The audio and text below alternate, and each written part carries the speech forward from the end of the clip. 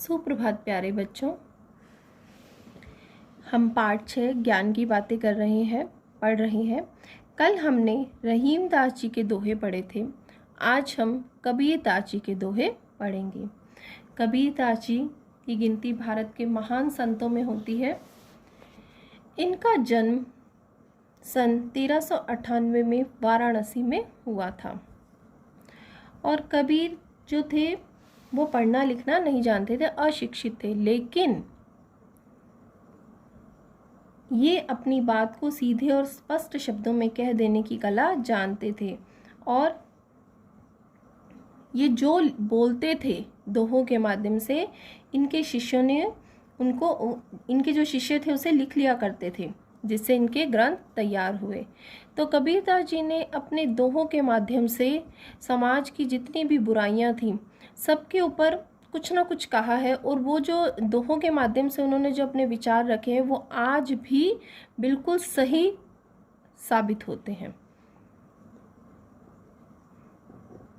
तो चलिए शुरू करते हैं। सबसे पहला है, राम नाम के पटतरे देबे को कछु नाही, क्याले गुरु संतोषिए होस रही मन माही। प्रस्तुत दोहे के माध्यम से कबीरदास जी कह रहे हैं कि उनके गुरु ने जो उनको राम नाम की जो शिक्षा दी है, राम नाम का जो ज्ञान दिया है, उसके बदले में पटतरे यानी बदले, उसके बदले में उनको गुरु को वो क्या देकर संतोष करे, क्या दक्षिणा दे, उनके पास देने को कुछ नहीं है। क्योंकि राम नाम से बढ़कर, राम नाम के बराबर तो कुछ भी नहीं है। और उनके मन में यही है कि क्या ले गुरु संतोषी, में क्या देकर गुरु को संतुष्ट करूं, क्या दक्षिणा दूं, होस रही मनमाही, यही इच्छा मेरे मन में है। आगे है, चलती चाकी देखकर दिया कबीरा रोए, दुई पाटन के बीच में साबुत बचा ना कोई।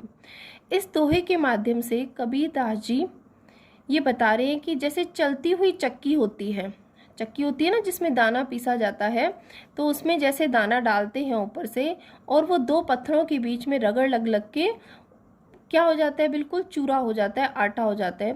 तो उसी प्रकार से दोहे के माध्यम से कबीरदास जी बता रहे हैं कि जो मनुष्य है वो भी संसार के अंदर आके सांसारिक बातों में इतना मग्न हो जाता है कि उसके जीवन का जो उद्देश्य है उसको वो भूल ही जाता है।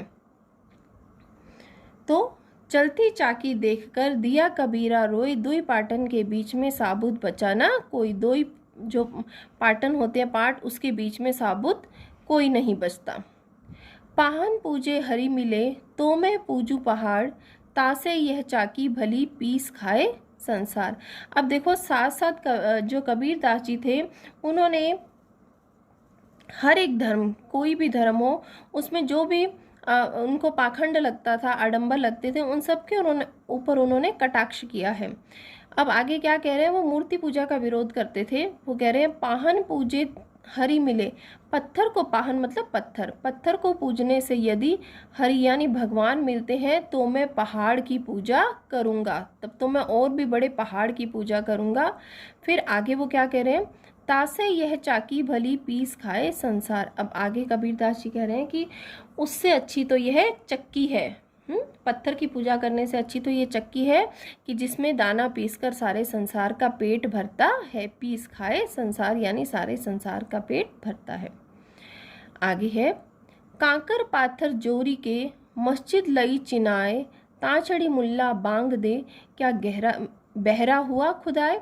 अब जैसा कि आपको बताया है कि कबीरदास जी ने हर धर्म में जो भी उनको आडंबर लगते थे, पाखंड थे, सबके ऊपर उन्होंने कटाक्ष किया है।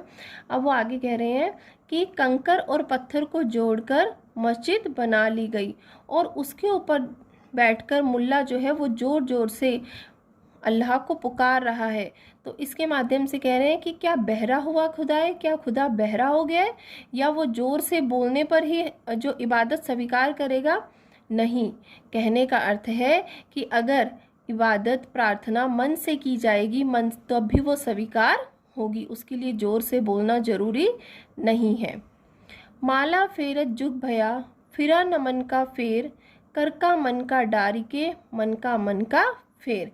अब इसमें कबीरदास जी क्या कह रहे हैं कि माला जैसे मोतियों की माला होती है जो हाथ में फेरी जाती है, माला फेरते फेरते युग बीत गए, जुग भया भया यानी युग हो गए माला फेरते हुए, फिरा न मन का फेर। लेकिन मन के जो फेर हैं, मन के जो बुराइयां हैं वो नहीं खत्म हुई है। हाथ की माला तो सारा दिन फेर ली, लेकिन मन के जो मोती हमने नहीं फेरे तो मन की जो बुराइयां वो तो दूर ही नहीं हुई।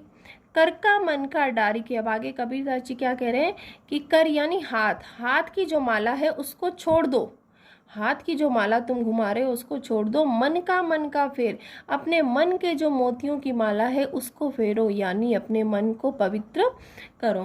तो देखो बच्चों, कितने सरल माध्यम से कबीरदास जी ने बिल्कुल आसान सी भाषा में इतने गूढ़ अर्थ के साथ साथ अपने मन के विचार रख दिए, जो आज के